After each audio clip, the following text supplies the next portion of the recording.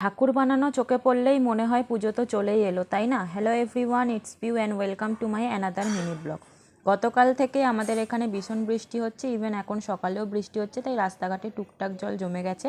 আর এর মধ্যে আমি বেরিয়েছি বাজার করতে। মাছ আর মাংস কিছুই পাইনি, কারণ বেশিরভাগ দোকানই বন্ধ, তাই শুধু সবজি নিয়েই ফিরে এলাম। বাড়ি এসে স্নান করে পুজো দিতে দিতেই দেখি আমার বাকি পার্সেলগুলোও রিসিভ হয়েছে, আর এখানে আমার অনলাইন কেনাকাটি কমপ্লিট। এরপর আমার শুধু ব্লাউজগুলো কেনা বাকি, তবে সেগুলো আমি অফলাইন কিনবো, কারণ অনলাইনে আমি ঠিক আমার মনের মতন পাচ্ছি না, আর যাও বা পাচ্ছি তাও ফিটিংস ভালো না, তাই ঠিক করেছি অফলাইনই কিনবো। আর এখানে দেখো আমি প্রথম পার্সেলে 4খানা কানের রিসিভ করেছি, আর কানের 4টেই খুব সুন্দর হয়েছে। এরপর আমি সেকেন্ড যে পার্সেলটা ওপেন করছি সেটা হলো আমার আরও একটা শাড়ি, আর এগুলো সব কিন্তু মলমল কটন শাড়ি, ভীষণ সফট।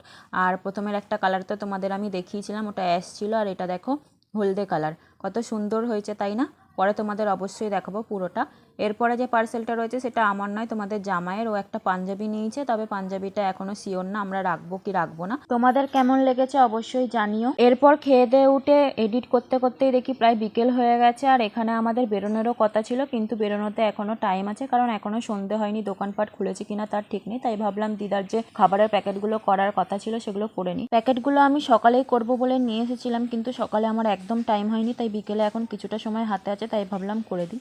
আর এখানে তোমাদের একটা কমেন্টের রিপ্লাই আমি দিয়ে দিই। তোমরা অনেকেই বলো যে বিয়ের পর আমি দিদাবাড়ির এই প্যাকেটগুলো করতে পারবো কিনা। তো দেখো আমি এখানে বলে দিই যে ফিউচারের কথা তো কেউই বলতে পারে না, আর তার ওপর নিজের সংসার হয়ে গেলে সংসার সামলে টাইম বের করাটাও অনেকটাই বেশি চাপের হয়ে যায়। তবে যেহেতু আমার বেশি দূরত্বে বিয়ে হচ্ছে না, কাছাকাছি বিয়ে হচ্ছে, তাই দোকানপাট থেকে মালপত্র আর অন্যান্য খাবার আনাটা কোনো ব্যাপার না, কিন্তু এই খাবার বানানোটা অনেক বেশি চাপের আর অনেক বেশি সময় সাপেক্ষ, তাই এটার কথা আমি এখনই বলতে পারছি না। তবে হ্যাঁ, অবশ্যই চেষ্টা করব যতটা সম্ভব হয় করে দেওয়ার, নয়তো অন্য কোনো বিকল্প অপশন ঠিক বের করে নেওয়া যাবে। আর তাছাড়া এরকম অনেক খাবারই আছে যেগুলো দিদু নিজেই ওজন করে বিক্রি করতে পারে, আমাকে প্যাকেট করে দিতে হয় না, তখন অল্টার করে ওই সমস্ত খাবারই বেশি বেশি আনতে হবে। আর দেখো যেটুকু সময় আমার হাতে ছিল তার মধ্যে আমি 2খানা প্যাকেট করে দিয়েছি অলরেডি, আর বাকি প্যাকেট আমি পরে আবার করে দেবো। আর এখানে আমার বেরোনোর সময় হয়ে গেছে, তাই আমি রেডি হয়ে নিচ্ছি, আসছি আবার নেক্সট পার্টে। টাটা।